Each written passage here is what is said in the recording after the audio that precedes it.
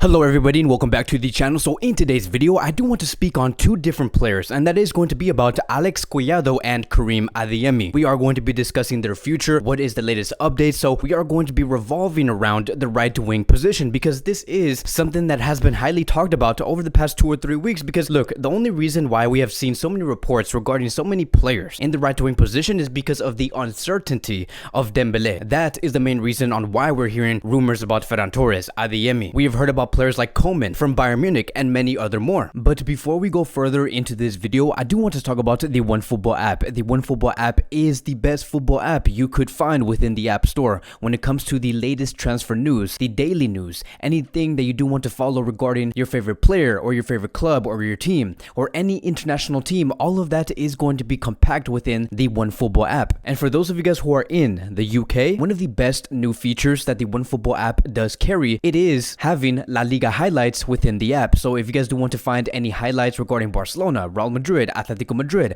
Valencia, whichever club you do desire, the OneFootball app will be having that and right inside your phone. So the link is going to be in the description box down below. By clicking that link, you guys will be able to support me and this YouTube channel. It would be greatly appreciated. But now let's get back into the video. But again, let's focus on Alex Collado first, and then we'll move on towards Karim Adeyemi. So just for a bit of backstory, Alex Collado is not registered at the moment. Yes, he is training with the players, but he cannot play any La Liga game nor Champions League game. And originally, he was supposed to go to Sheffield United back on August 2021, but there was no agreement in the end, and Barcelona made that mistake of taking him out from the squad and unregistering that player, and now Alex Collado's left with no club. The only thing that he can do is train with the players, and it's very unfortunate to see this, right? Because when it comes to a La Masia player, we know that this player was supposed to be in the first team years ago. He was in that phase where we wanted to see if he was going to make it for the first team or not, because that is what we are doing with players like Ansu Fati, Gavi, Nico, and many other youngsters that are coming through La Masia. But because of that poor project that was being held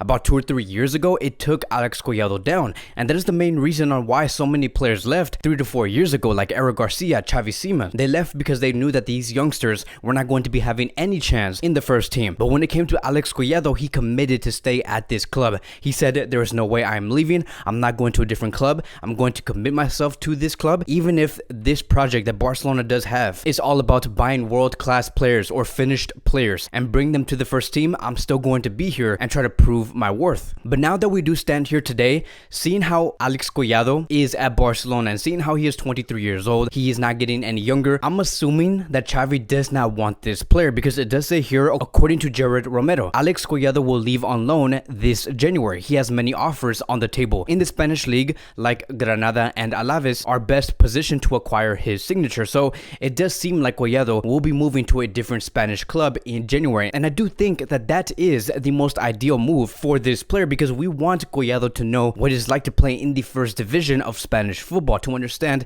how hard it is, what it's like to be in a situation where you are in a 1-1 tie and there's only 4 to 5 minutes left to play. We need him to gain that experience, because maybe in the future Barcelona could call this player back. Now, when it comes to the track record of letting these youngsters go to a different Spanish club, it is not so good. They usually never return. But like I always say, only time will tell whether Collado does prove his worth at a different Spanish club, and maybe potentially in the future Barcelona do call him again. And for those of you guys who are questioning, okay Kevin, why do you think that Xavi Hernandez does not want Collado to stay at Barcelona? Well, I do think it's because of many reasons. I think that Xavi sees something that we do not see. Collado is also a player that is not so comfortable on staying out wide like how we see Dembele, Ilias, or Abde, because he is not the most efficient when he is placed in that position. This is a player that we have seen before in Barcelona B, and he much rather prefers to cut inside and act as a midfielder. As a matter of fact, Collado is basically almost a midfielder every time he does play on the pitch. That is how much he does like to cut in and create play for the other players. But Xavi does not want that. Xavi wants very wide wingers. So I do assume wherever Collado does go in January, it's probably going to be a loan with an option to buy. And I do think that in the end, that option is going to be triggered. That Spanish club is going to be buying that player unless Alex Collado surprises everyone and he does have world-class performances in every game. Who knows? So once Collado does make that potential departure in January and maybe seal the full transfer in the summer of 2022, who is going to be next? Who is going to be the player that's going to be replacing Collado's position? So we know that Ferran Torres is a real option. We know what Ferran Torres could do. We know that he is a much different right winger compared to Alex Collado. But the other player that we are going to be talking about, it is Karim Adeyemi. Now, when it comes to Adeyemi, we know, and it has already been discussed before, that this transfer is going to be for the summer. But I would not rule off anything, right? We could see Adeyemi join in the January transfer window. What if Coutinho or Umtiti and Luke de Jong and Martin Braithwaite all get sold in that same winter transfer window? All of this is just speculation, but I would not rule off Adeyemi just yet when it comes to bringing him in January. Now, Adeyemi, we know that he can play as a right winger. He can also play as a striker. He's very versatile. I'm going to be assuming that Adeyemi is going to be playing as a right winger and as a striker, right? And have a balance between those two positions. But it does say here, according to Sky Sport, Barcelona have contacted the player personally and submitted a written offer of 40 million euros to RB Salzburg, to Karim Adeyemi. Meanwhile, Dortmund offered 35 million euros but proposed a higher salary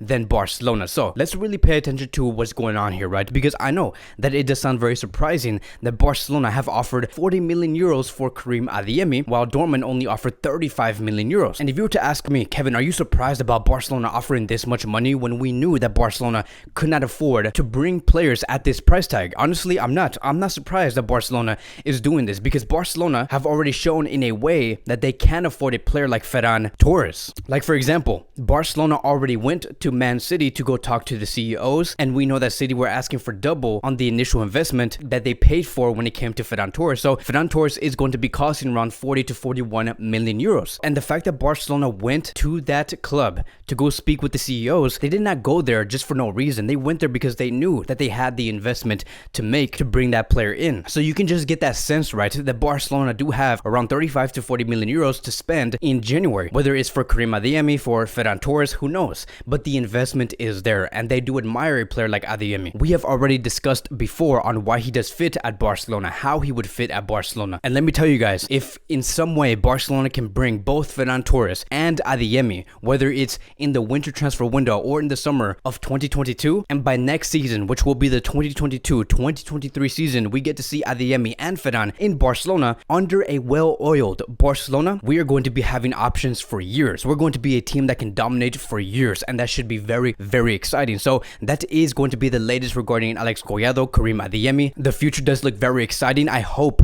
that Barcelona can pull these two players off if they do tend to sell Alex Collado in the future, but we're going to have to wait and see. That is going to be wrapping up today's Barcelona Daily News. Thank you guys so much for watching. If you guys are new here, welcome to the channel. Please like, subscribe, comment, and I will see you guys in the next video.